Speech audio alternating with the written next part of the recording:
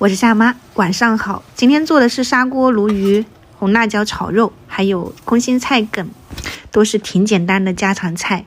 鲈鱼已经清洗干净了，我给它切成块，放一小勺盐、一勺米酒、一勺生抽、一勺黄豆酱，再来一点姜葱，给它们抓捏均匀。给两个小丫头吃的，我就没有放那些剁辣椒，先给它腌个3-5分钟吧。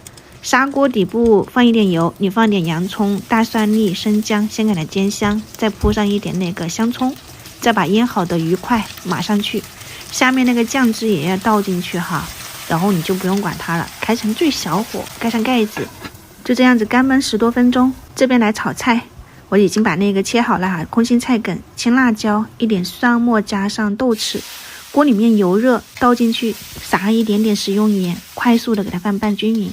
这道菜只要你那个锅热，基本上2分钟就能出锅。我出锅之前加了1小勺那个蚝油，搅拌均匀。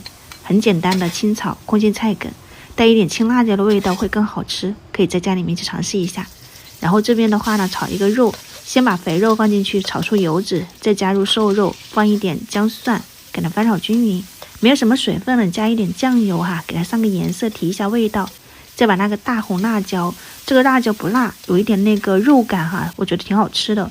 炒软了，加点盐和味精，给它翻拌均匀。这道菜基本上也可以出锅了。你撒一点葱花，红辣椒炒肉还是挺好吃的，带一点点那种甜椒的那个味道。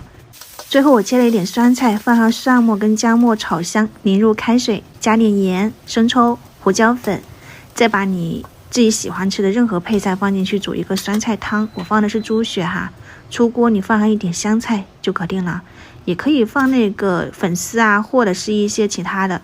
菜炒完了，鲈鱼也挤好了，开个大火收一下汤汁，用小火焖出来，你不用担心它会烧焦，它下面有一点点水分的，焖出来的肉又鲜又嫩。